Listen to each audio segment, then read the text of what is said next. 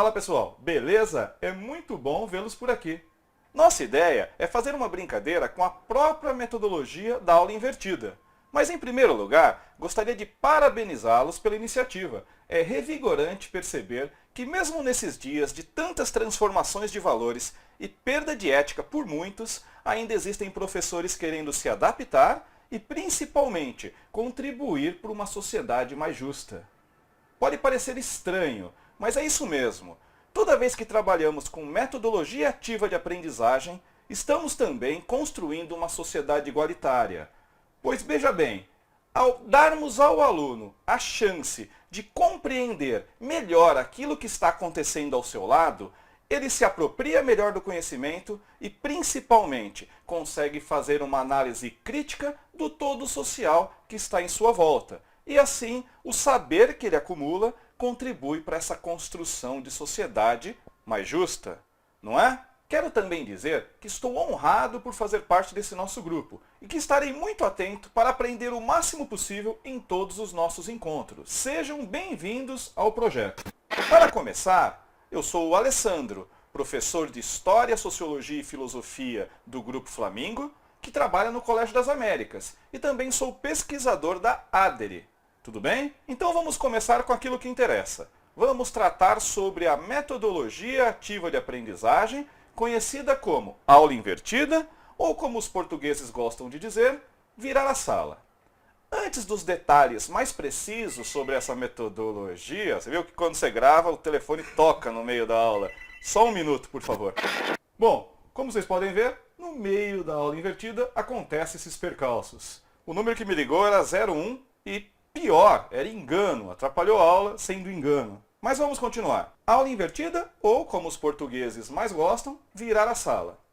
Iniciaremos o estudo sobre essa metodologia falando da sua importância para a construção de um aluno autônomo. Ela serve como pontapé inicial para todas as outras metodologias que vocês entrarão em contato nesses próximos meses. Isso porque, ao levar para casa aquele estudo dos conceitos que anteriormente eram trabalhados por nós professores na sala de aula, permite uma otimização do tempo de sala de aula.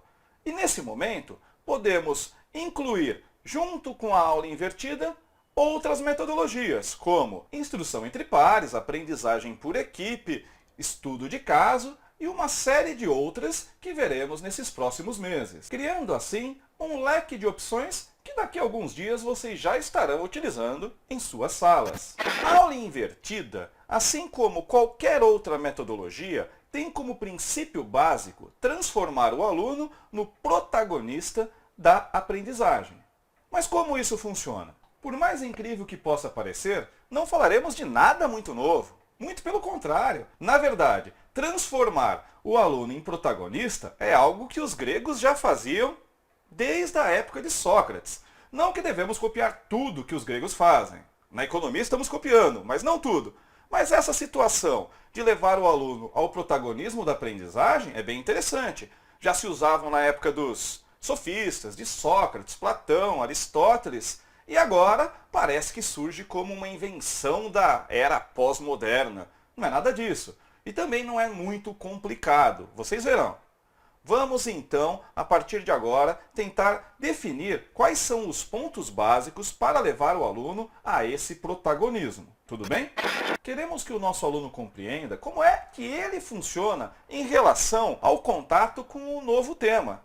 O que ele deve fazer para aprender cada vez melhor sobre qualquer tipo de coisa. Queremos também que ele saiba buscar informações, fazer boas perguntas, analisar determinadas situações e muito mais do que isso, interagir com a gente na sala de aula. Isso é entregar para o aluno o protagonismo da aprendizagem. Por mais doloroso que seja para nós professores, também precisamos aprender algo. Precisamos aprender a não entregar respostas prontas para os nossos alunos. Veja se acontece isso com vocês. Comigo acontece direto. Faço a pergunta e eu mesmo respondo para otimizar o tempo da aula. Mas isso, com certeza, é exatamente o contrário daquilo que eu estou estudando. Então fica a dica. Vamos fazer com que eles procurem essas respostas. Tudo bem? Como falamos no início desse nosso encontro, de acordo com a metodologia ativa de aprendizagem Virar a Sala, todo aquele material conceitual e básico que trabalhamos em sala de aula deve ser entregue para o aluno no momento anterior ao nosso encontro. Assim, ele já vem preparado para trabalhar com outras metodologias e otimizar o nosso tempo. Isso pode ser feito através de prévia entrega de textos para os alunos, de arquivos de áudio, de vídeos da internet, de filmes e, principalmente, como requer essa metodologia, de curtas videoaulas. Como vocês podem perceber, existe uma infinidade de maneiras de trabalhar com a aula invertida. Mas para darmos continuidade a esse nosso encontro, falaremos dos 4 pilares básicos da metodologia. Então vamos ao primeiro pilar, ou alicerce da metodologia ativa, Virar a Sala. Ele diz que o conteúdo deve ser intencional. Bom, mas o que é isso? Bom, é bem simples. O que a metodologia requer é que o conteúdo seja determinado a partir de uma reflexão que envolva os seguintes temas. O que você quer que o aluno realmente aprenda? Quais são as perguntas que você quer que ele solucione? E que materiais você indicará para que ele faça isso? Vamos a um exemplo. Imagine que no meu curso de filosofia eu tenha que trabalhar, liberdade. Vamos fazer uma aula sobre liberdade. Mas é um tema, mas é um tema muito amplo. Liberdade dá assunto para um curso todo. Mas pense que eu só tenha uma aula. Como fazer isso? A primeira coisa a pensar é o seguinte: o meu aluno não sairá dessa aula e, na verdade, do curso todo como filósofo. Não é essa a intenção quando entro na sala de aula. Pense num curso de medicina. Será que após um curso inteiro, digamos 6 meses de cirurgia, o aluno de medicina já pode se considerar um cirurgião? Evidentemente que não. Ele precisará de uma especialização para isso. Da mesma forma funciona com a minha aula e com a aula de vocês. Como eu disse, vou trabalhar o tema liberdade. Então o conteúdo da minha aula será liberdade. Como preparo isso? Vejam bem, não precisa de muito tempo não. Usei o Google, digitei discurso sobre liberdade, apareceu uma lista enorme de opções. Fui em vídeos e acabei escolhendo um. Peguei um discurso do Chaplin sobre os valores da humanidade que ele faz no filme Ditador. E lá percebi que o vídeo era ideal, pois só tinha 5 minutos. Bem, vamos voltar para o meu exemplo. Se vocês lembrarem, o tema que eu escolhi foi liberdade. Já falamos que é amplo, mas eu não vou utilizar tudo. Fui no Google, peguei um vídeo, o vídeo do Chaplin, em que ele fala sobre os valores da humanidade. Dei uma olhada em 10 segundos desse vídeo. We all want to help one another. Human beings are like that. We want to live by each other's happiness, not by each other's misery. We don't want to hate and despise one another. In this world there's room for everyone, and the good earth is rich and can provide for everyone. The way of life can be free and beautiful, but we have lost the way. Bom, vocês viram o trecho do filme. Ele tem apenas 5 minutos, que é o tempo ideal. Mas não é só isso que eu vou entregar para os alunos. Vou entregar também, olha só, um texto de 3 páginas, pois a metodologia requer que ele não gaste muito tempo com os conceitos básicos. Desse livrinho do cientista político Norberto Bobbio.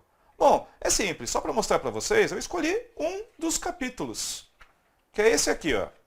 A liberdade dos antigos e a liberdade dos modernos. Sobre o que fala isso?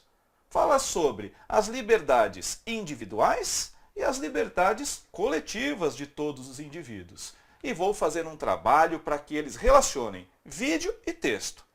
Viram como que não é nada complicado? Mas só isso não basta. Não adianta entregarmos para o aluno o material que ele deve ver em casa. Pois se fizermos apenas isso, não estaremos tirando ele da passividade.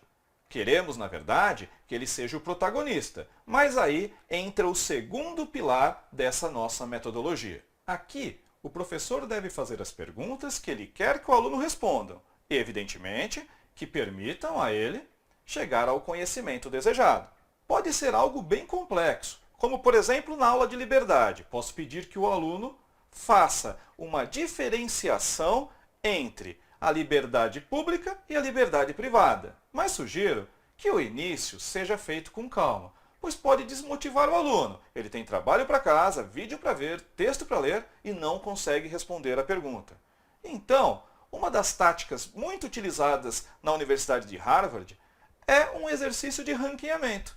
Na aula sobre liberdade, pedirei para que eles coloquem em ordem crescente, estranho, né? Não, está errado. Em ordem decrescente, quais são os 4 elementos que mais garantem a sua liberdade particular e a sua liberdade coletiva.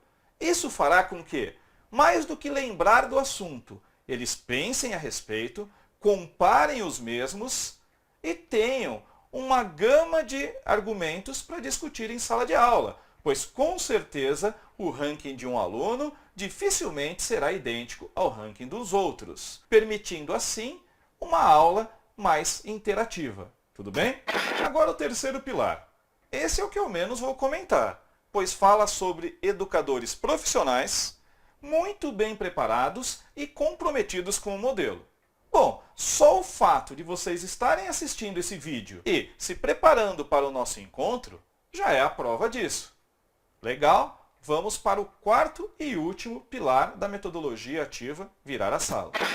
Aqui, a metodologia diz que o espaço a ser aplicado à aula deve ser rearranjável, deve ser manipulável, de acordo com o tipo de aula que você empregará no momento do encontro com os alunos.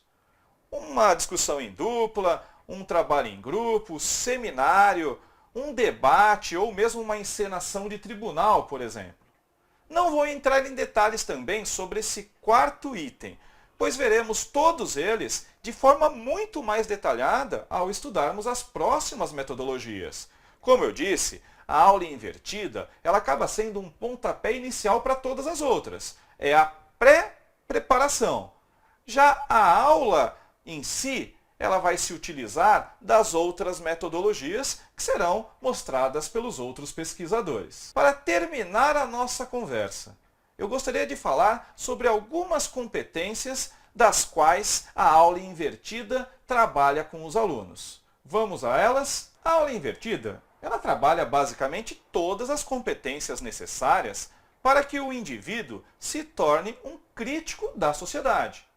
Mas especificamente 3. A construção do conhecimento, uma vez que, ao levar para o aluno os temas que seriam discutidos em sala de aula, possibilita o amadurecimento deste, uma vez que é obrigado a procurar essas informações. A segunda competência que nos interessa, resolução de problemas. Aqui, ela é possibilitada porque o aluno, além de entrar em contato com as informações que nós, professores, entregamos a ele, ele é obrigado também, por conta própria, buscar as soluções de problemas conceituais, mas também de relacionar esses problemas com o seu dia a dia. E por último, a execução de projetos. Olha que legal! Nesse tipo de metodologia, o aluno passa a ser responsável, talvez pela coisa mais preciosa que ele tenha, o seu próprio tempo. Ele será o gerenciador do seu tempo, uma vez que cabe ao professor cobrar, mas o aluno aprender. Finalizando. Bom, disse finalizando porque eu sei que vocês não aguentam mais olhar para minha cara. Eu sei que o Lessa quer assistir a novela, não é, professor? Então é o seguinte, a aula invertida requer que o professor seja o mediador do conhecimento. Como isso funciona? Também não é nada complicado, mas obriga que o professor prepare bem sua aula. E essa preparação vem com a formação. Eu olhei para cima, não foi que estranho, mas tudo bem. Essa preparação, ela vem com a formulação das perguntas ideais para cada tipo de tema. Então, o grande trabalho do professor não é nem procurar o tema, pois isso você pode olhar no seu planejamento, nem encontrar os materiais, porque assim como os alunos têm uma gama de informações enormes, nós também temos, mas sim olhar esse material e fazer as perguntas que sejam ideais para aquele momento e para a idade do seu próprio aluno. A ideia é que essa formulação de perguntas permitam ao aluno uma sedimentação dos conhecimentos básicos do tema e os aprimorem na sala de aula. A metodologia aula invertida permite também uma individualização da educação, uma vez que cada aluno pode aprender no seu próprio ritmo, estudar no momento que achar mais adequado, conveniente, ou não estudar nunca, pois ela não é milagreira. Não é porque a gente faz uma aula legal, que a gente manda um tema que a gente adora, que o aluno vai assistir. Tem que lembrar. Primeiro, alguns trabalham e estudam de madrugada. Não tem tempo. E aqueles que não fazem nada nunca. Pode ser aula presencial, pode ser aula virtual, pode ser debate, filme, jogar futebol, empurrar o professor. Ele não quer fazer nada, ele senta no fundo da aula, pega o celular. Mais para frente vamos falar sobre como trabalhar no celular, mas fica só no WhatsApp. Beleza? Prometo que estou acabando. Até porque o Cadu vai assistir aí o esporte para ver se o Vasco marca algum gol. Não é, Cadu? Será que agora vai? Bom, vai lá para a segunda divisão. Mas não vamos fazer bullying nesse momento. Vamos voltar. A aula invertida tem uma outra característica que é essencial para o dia a dia da educação. Ela cria uma maior interação entre professor e aluno. Ele faz com que o aluno reconheça esse esforço do professor e passe a trabalhar como seu parceiro em sala de aula. Posso garantir isso para vocês. Mais do que isso, a nossa aula deixa de ser uma palestra para ser totalmente interativa. Bom, restam ainda outros temas, como a formulação ideal para as nossas perguntas. Mas isso, quem trabalhará com vocês, ficou certo? Trabalhará. Palavra difícil. Será a Beth, logo no início do workshop. Falaremos ainda, mas só no nosso encontro, sobre motivação, quais são os recursos ideais para cada tipo de aula e o tempo necessário para trabalhar com eles. Agora vem a parte mais legal, aquela que vocês tanto esperavam, a tarefa de casa. Lembra? A aula invertida não é simplesmente a entrega do material. Deve haver algumas perguntas para que o aluno responda. Não que eu ache que vocês sejam meus alunos, aqui é um encontro. Portanto, não farei perguntas, mas sim só deixarei as tarefas. Eu quero que vocês tragam para o nosso encontro na sexta-feira alguns itens. O primeiro deles, quero que vocês selecionem 4 temas que vão trabalhar durante esse próximo semestre. Para esses temas, eu quero o seguinte, que para o primeiro, vocês escolham um vídeo curto da internet. Depois falamos sobre o tempo. O segundo item é o nome de um filme.